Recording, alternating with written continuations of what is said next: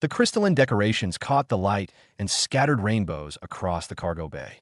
12 species had gathered here today, their representatives standing in a perfect circle as the Velrothi High Coordinator moved between them with ceremonial gifts to Dr. Nadia Okonkwo shifted her weight from one foot to the other. She was a xenobiologist, not a diplomat. But Earth needed scientists at these trade negotiations, and she had drawn the short straw.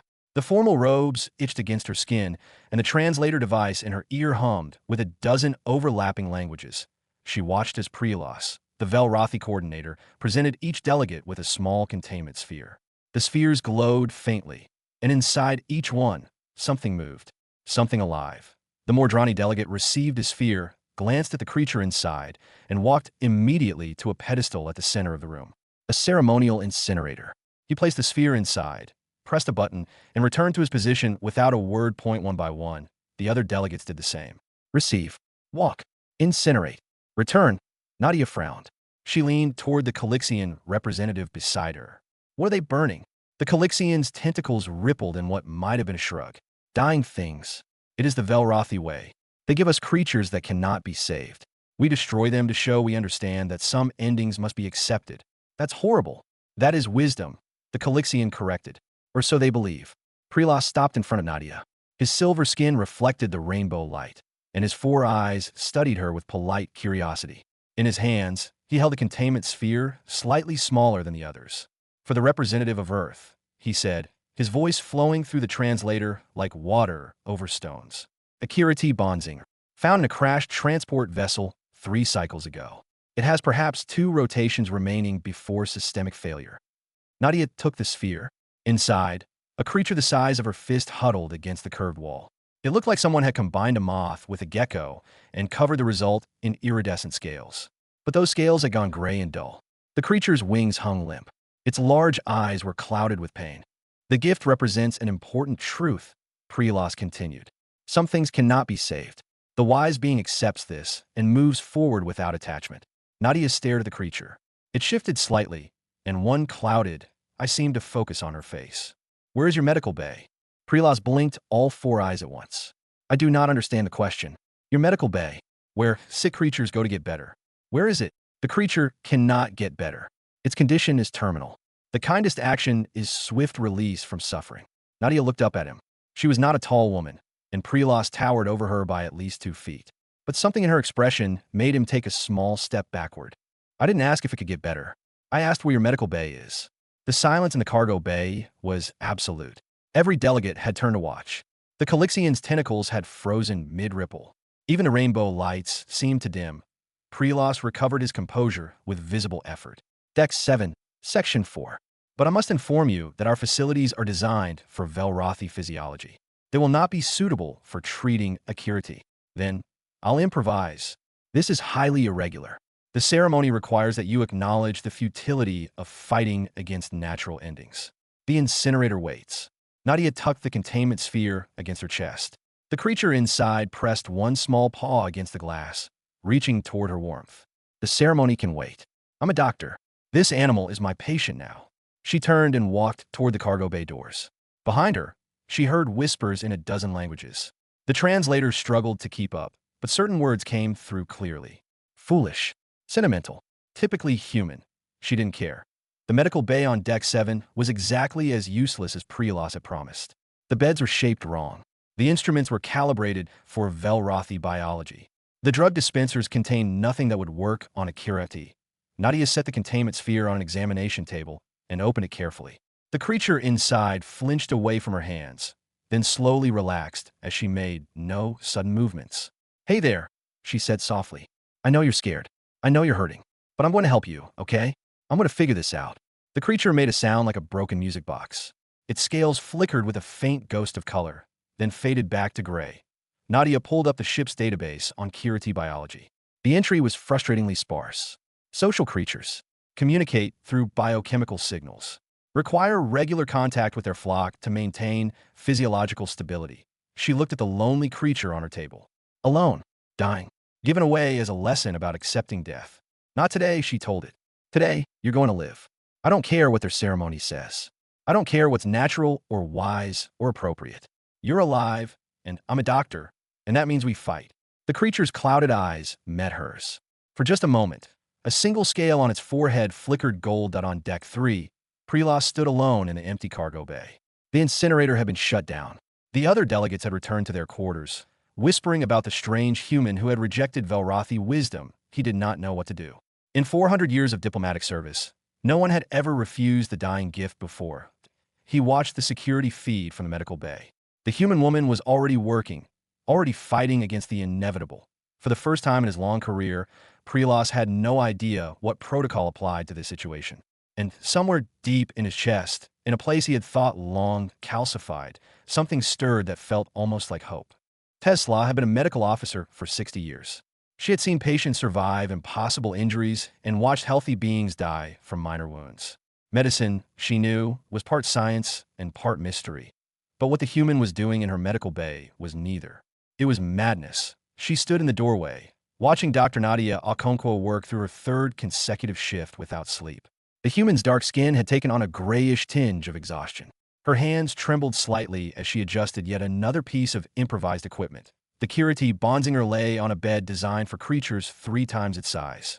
Tubes and wires connected it to machines that beeped and hummed in unfamiliar rhythms. Its scales were still gray, but Tesla noticed they no longer looked quite so dull. "You should rest," Tesla said. "The creature will still be dying when you wake." Nadia didn't look up from her work. "It's not dying. Its organs are stabilizing. Temporarily. The underlying cause remains. Kiriti require constant biochemical contact with their flock. Without that contact, their bodies simply shut down. It is a gentle death by most standards. Then I'll give it biochemical contact." Tesla's crest feathers rose in disbelief. "You're not a Kiriti. Your biochemistry is completely incompatible. So I'll synthesize something compatible. From what? We have no samples, no research, no baseline data." Nadia finally looked up. Her eyes were red-rimmed and fierce. "Then I'll create a baseline. I've been monitoring its responses for 40 hours. I know what frequencies calm it down. I know what temperatures it prefers. I know that it responds to sound, to touch, to the presence of other living beings." She gestured at a holographic display covered in handwritten notes. "Kiriti Bonzingers communicate through pheromones, right? Chemical signals that carry emotional information. So I've been analyzing the trace, compounds it releases when it's stressed versus when it's calm. I'm building a library that will take months to complete. The creature has days. Then I'll work faster." Tesla walked closer, studying the human with professional curiosity. On Velrath, such stubborn attachment to lost causes was considered a mental illness. Healthy beings accepted reality. They did not waste resources on futile struggles. "Why?" she asked. "Why are you doing this?" Nadia was silent for a long moment. Her hands continued their work, adjusting a sensor, checking a reading, making notes. "Because it's alive," she finally said. "And I'm a doctor. That's enough." That is not a logical answer. "No, it's not." The Kiriti made its broken music box sound again. Nadia immediately turned to it, running a gentle hand along its side. The creature pressed in her touch like a cat seeking warmth. "I'm going to call you Pip," she told it. "Because you're small and fierce, and you're not going to give up. Are you, Pip?" Pip's clouded eyes tracked her face. Its breathing steadied slightly. Tesla watched this interaction with growing confusion. The human was talking to the creature as if it could understand. She was giving it a name, forming an attachment, investing emotional energy in something that would almost certainly be dead within days. That IT was the most irrational thing she had ever witnessed. That IT was also, she realized, strangely beautiful. "I was assigned to observe your failure," she said slowly, "and to clean up afterward." Nadia's expression didn't change. "I know, but I find myself." Tesla paused, searching for the right words. "Curious about your methods, about your reasoning. Do you want to help?" The question caught Tesla off guard. On Velrath, medical treatment was a solitary profession. Healers worked alone, consulting databases and protocols. The idea of collaborative care was foreign to her. "I would not know how," she admitted. Nadia smiled for the first time in hours. It transformed her exhausted face into something warm and welcoming. "Then I'll teach you. Come here. Hold this sensor steady while I calibrate the pheromone synthesizer." Tesla found herself moving forward before she consciously decided to. Her clawed hands took the sensor from Nadia's shaking fingers. Their positions brought her close to the examination table, close to Pip. The creature looked at her with those clouded eyes. For a moment, Tesla felt something she couldn't name. A connection, a recognition. "It's looking at me," she said. Pip looks at everyone. I think it's desperate for contact. Any contact. It's been alone for so long. Kiriti are never alone. They live in flocks of hundreds. And now Pip is the only one left. Can you imagine that? Being a creature built for connection and having no one to connect to? Tesla could not imagine it. Velrothi were solitary by nature. They came together for mating and governance, but they did not require companionship to survive. And yet, watching the small creature press against Nadia's hand, she began to understand why its solitude was killing it. The synthesizer is ready, Nadia announced. I'm going to try releasing a basic calming compound. If my calculations are right, it should slow Pip's metabolic decline. She pressed a button. A faint mist filled the air around the examination table. Pip's scales flickered, gray to silver to gray again. Talk to it, Nadia said suddenly. What? Talk to Pip. Your voice has a different frequency than mine. Maybe it will respond to variety. I do not know what to say. It doesn't matter. Just let it hear that it's not alone. Tesla looked at the dying creature. She thought of her empty quarters, her solitary meals, her life measured in duty and protocol. Hello, small one, she said quietly. I do not know why the human cares about you, but I am here, for whatever that is worth. Pip's scales flickered again. This time, a single patch near its heart turned the faintest shade of blue. Nadia made a sound of pure joy. It's working. Tesla, it's working. 48 hours in, Pip's vital signs stabilized for the first time. Tesla stood in the medical bay, watching the monitor's display patterns she had never expected to see.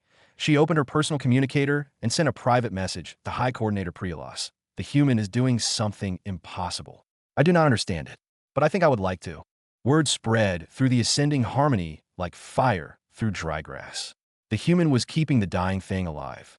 The human talked to it, sang to it, slept beside it on a chair designed for beings twice her size. The human had somehow convinced Tesla, the most rigid medical officer in the fleet, to help her. Gris heard the rumors in the engine room and dismissed them as nonsense. He was a Thorvan, which meant he was practical, gruff, and completely uninterested in sentimental foolishness. His job was to keep the ship running. What happened in the medical bay was none of his concern. But then the atmospheric recycler on Deck 7 started making strange noises. And Deck 7 was where the medical bay was located. And Gris was nothing if not thorough about his maintenance duties. He found the human woman surrounded by equipment that had clearly been modified without proper authorization. Wires crossed where they shouldn't cross. Sensors had been repurposed for tasks they were never designed for. The whole setup was a safety violation waiting to happen. What have you done to my systems? He demanded. The human looked up at him with exhausted eyes. I needed to expand the pheromone dispersal range. Your standard medical equipment couldn't handle the output requirements. You've created 17 potential fire hazards. Then help me fix them. Gris opened his mouth to refuse. He was an engineer, not a doctor. He had no interest in whatever bizarre project the human was pursuing. He would file a report, lodge a complaint, and return to his proper duties. Then he saw the creature on the examination table. IT was small, fragile. Its scales had started to show patches of color, blue and silver and hints of gold, but most of it was still gray. It looked at Gris with huge, clouded eyes that held something he recognized: loneliness. Gris had left Thorva 60 years ago after his clan was destroyed in a mining accident. He had no family, no flock, no one who would notice if he disappeared tomorrow. He had filled that emptiness with work, with duty, with the reliable hum of engines that never asked questions or demanded emotional investment. The creature on the table was just like him. Alone, surviving, but not really living. Your power couplings are all wrong, he heard himself say. You need parallel circuits, not series. Otherwise, you'll blow the whole system the first time there's a power surge. The human smiled at him. It was a tired smile, but genuine. Can you show me how to fix it? He should have said no. He should have filed his report and walked away. Instead, he found himself pulling out his tools and settling in for a long shift. What is this thing, anyway? He asked as he worked. Akira T. Bonzinger. They communicate through biochemical signals and emotional connections. When Pip got separated from its flock, its body started shutting down. Pip, that's what I named it. Gris looked at the creature. Pip looked back at him. Strange name, he said. Strange creature. They worked in silence for a while. Gris fixed the power couplings, reinforced the sensor mounts, and installed proper ventilation for the pheromone system. When he was finished, the equipment was actually safer than the original Velrothi design that he should have left then. His job was done. Instead, he sat down in an empty chair and started talking. He told Pip about Thorva, about the crystal caves where he had grown up, about the way the light had fractured into 1,000 colors at sunset. He talked about his clan, about the accident, about the decades of silence that had followed. Pip's scales slowly brightened as he spoke. Blues and silvers, and, eventually, warm amber that pulsed in time with his words. "It likes you," the human said.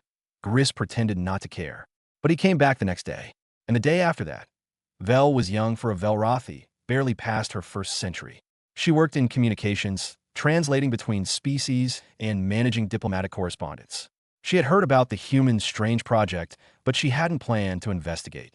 Then she received a memo from High Coordinator Priolos requesting daily updates on the medical bay situation. When she asked why he didn't simply access the security feeds himself, he had no answer. Vel went to observe. And what she found changed everything she thought she knew about the universe. The medical bay had become something other than a medical bay. It was a gathering place now. Gris was there, explaining Thorvan mining techniques to a creature that watched him with adoring eyes. Tesla was there, monitoring vital signs with an intensity that went beyond professional obligation. And the human, Nadia, was there at the center of it all, orchestrating this impossible community. "You can come in," Nadia called out. "Pip won't bite." Belle stepped inside hesitantly. The air smelled different here, sweet and complex, like flowers she had never encountered. "I'm supposed to report on your activities," she admitted. "I know. Priolos has been watching the security feeds for days. He thinks I haven't noticed, but the camera angles keep shifting to follow Pip's progress. He is confused by you. Most people are." Nadia gestured to an empty chair. "Stay for a while. See what we're doing before you write your report." Vel stayed. She watched Gris tell his stories and saw Pip's scales glow amber. She watched Tesla adjust medications with careful precision and saw Pip's breathing steady. She watched Nadia sing soft human songs and saw colors explode across Pip's body like fireworks. "Why does it respond like that?" she asked. Kiriti Bonzingers are emotional mirrors. They reflect the feelings of those around them.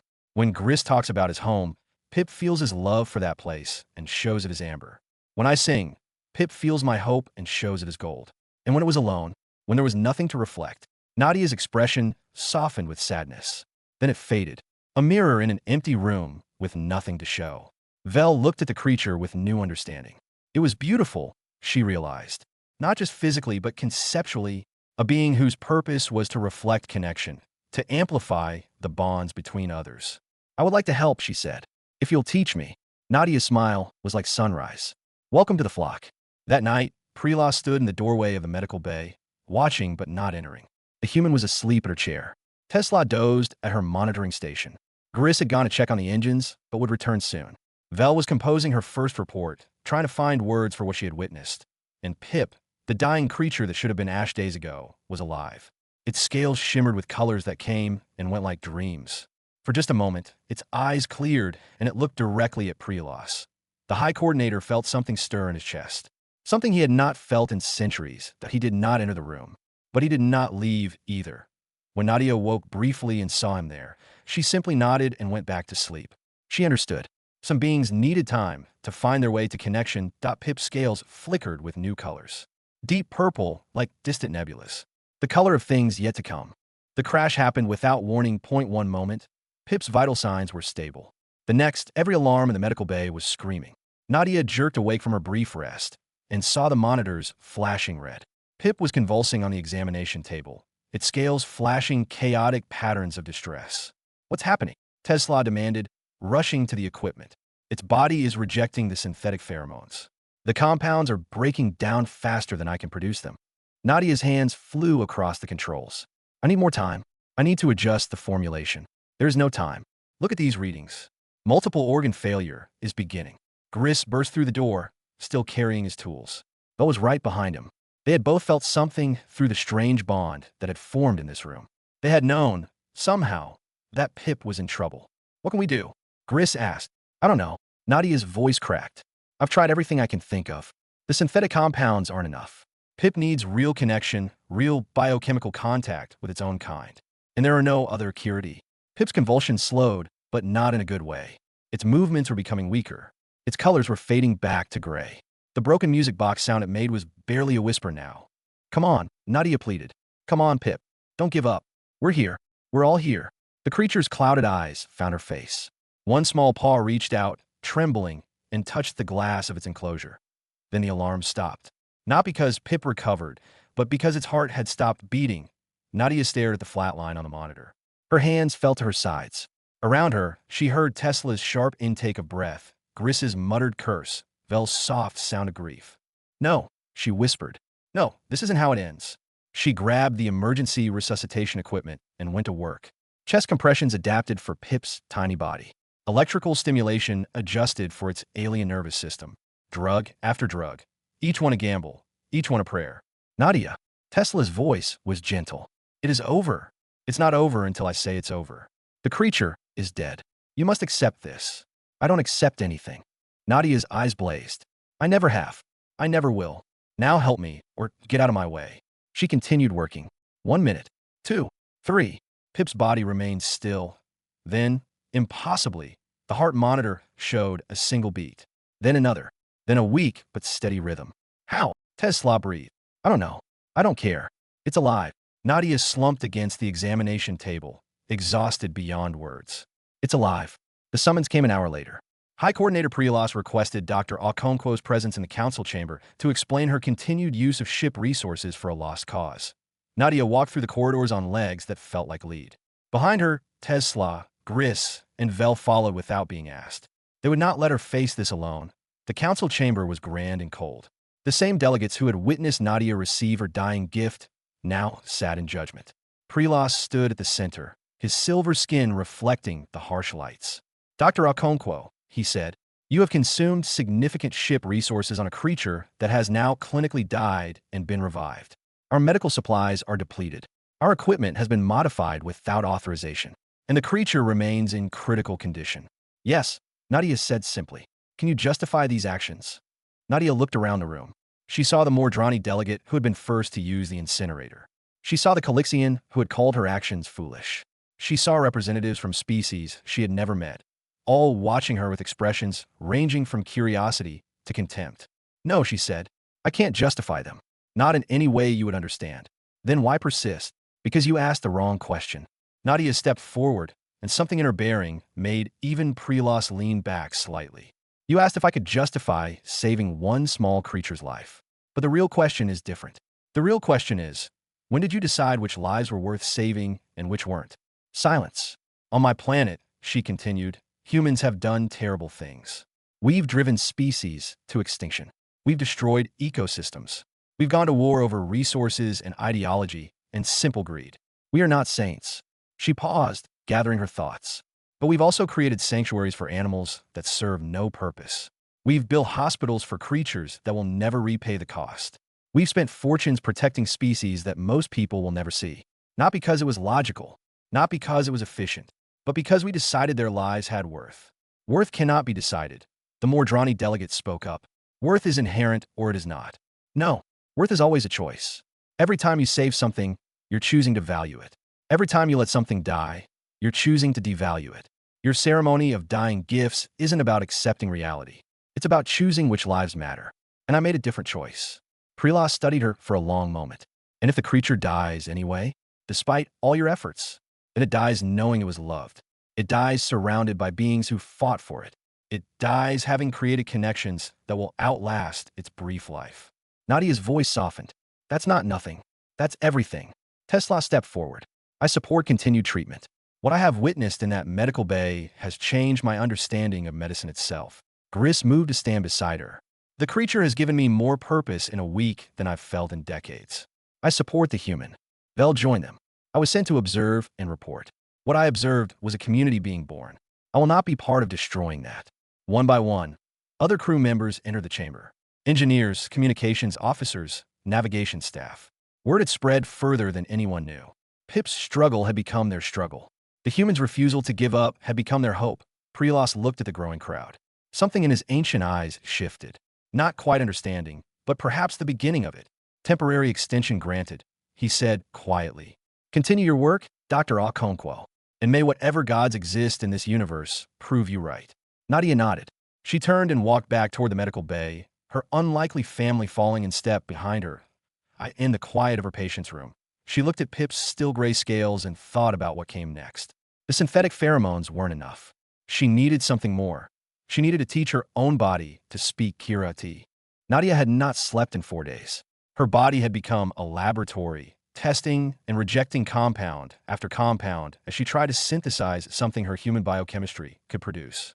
Something that would register as connection to a dying Kiriti bonzing.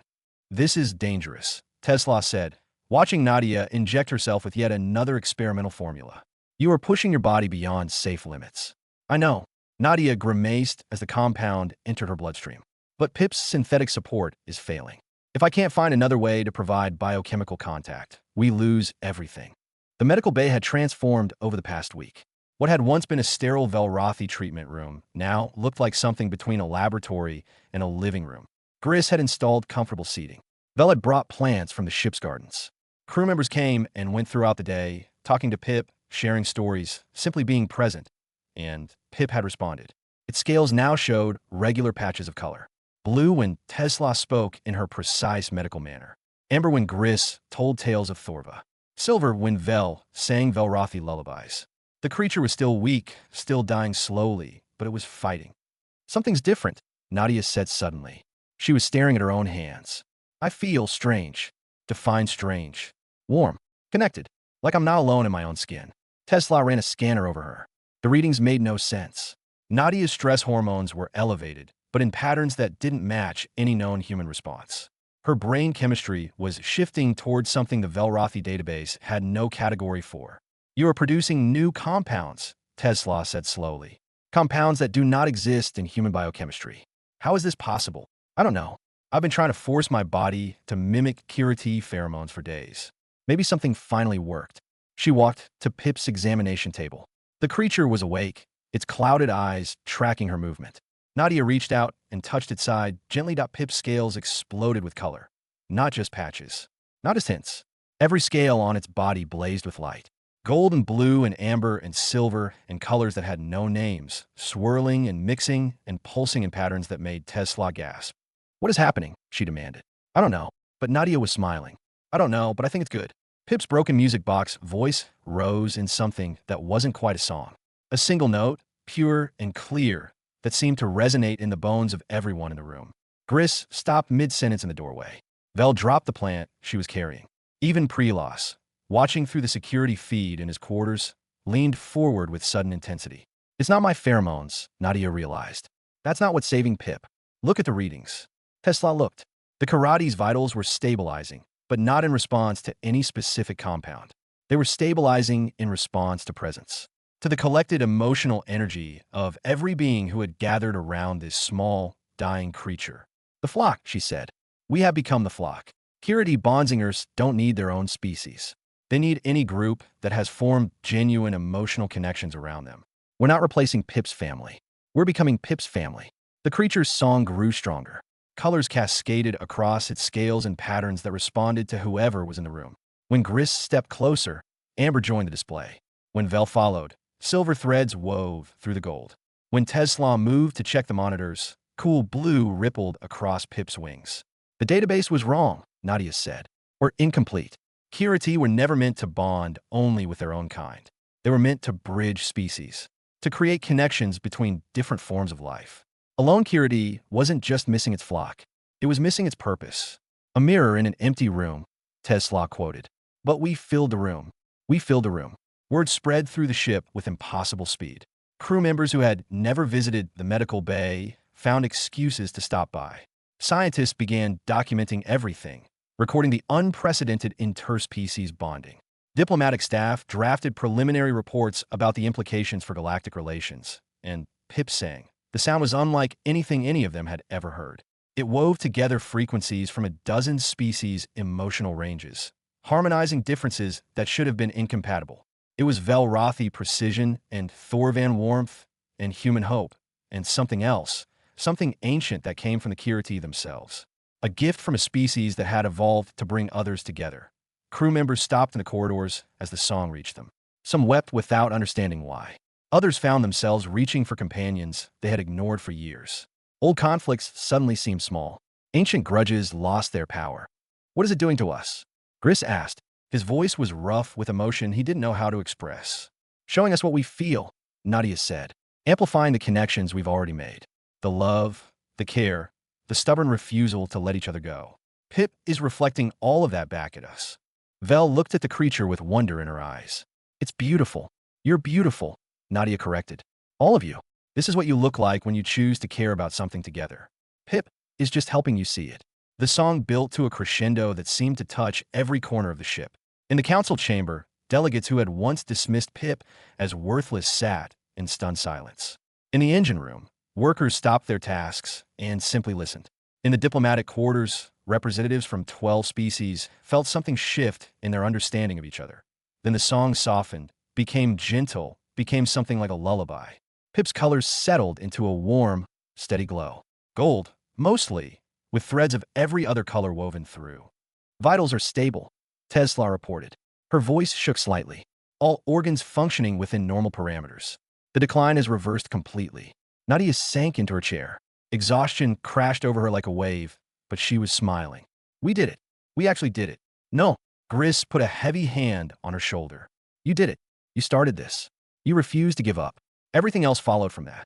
Everything else followed from all of you choosing to help. I just asked the question. You provided the answer.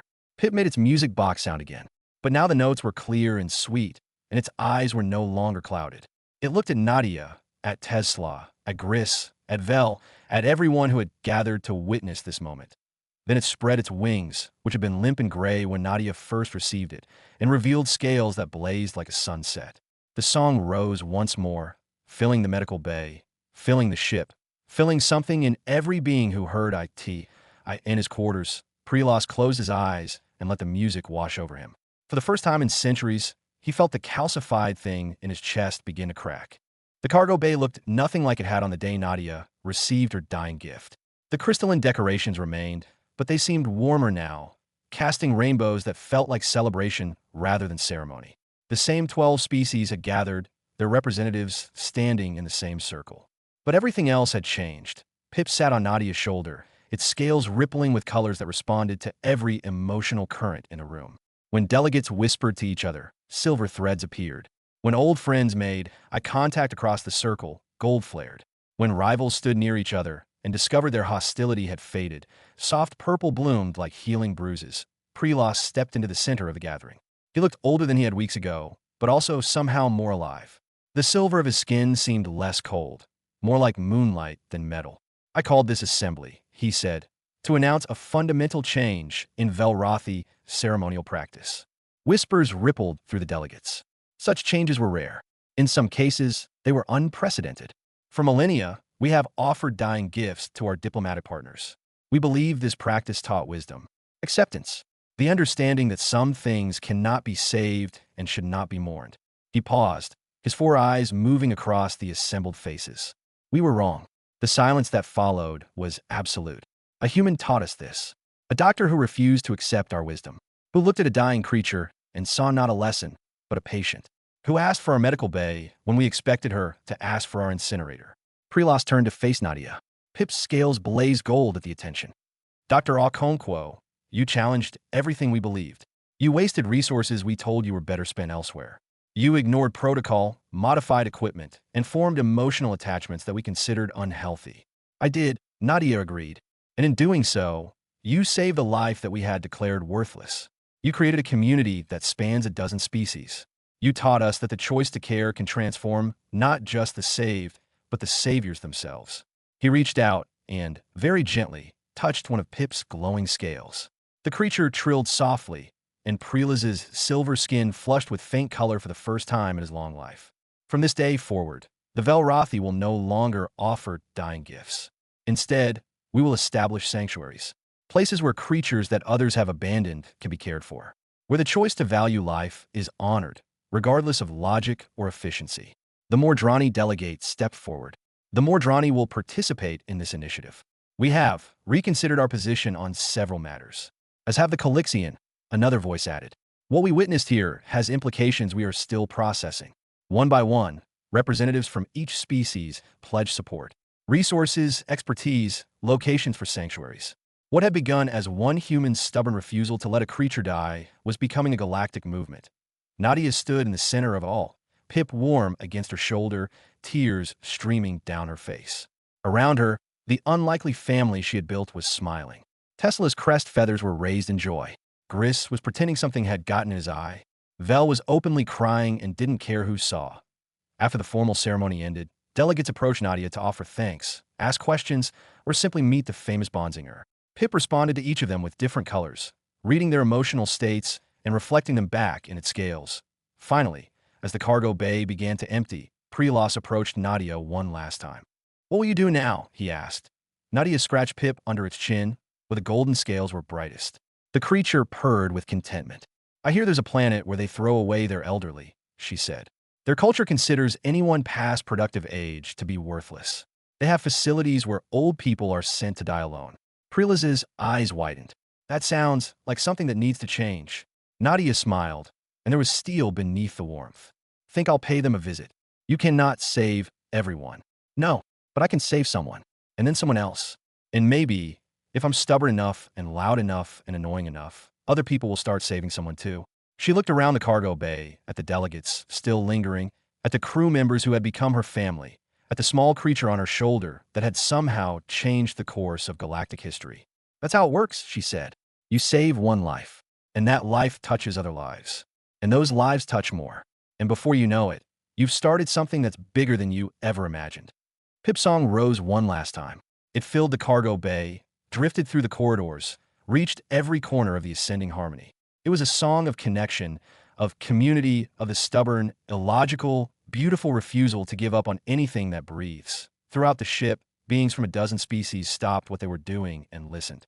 Some smiled, some wept, some simply stood in silence, feeling something they couldn't name. And throughout the galaxy, in ways Nadia would never know, that melody was already spreading. The story of the human who saved a dying beast. The community that formed around one act of stubborn kindness. The ripples that changed how species thought about each other, about themselves, about what it meant to be alive. Nadia walked toward the cargo bay doors, Pip on her shoulder, her family falling in a step behind her.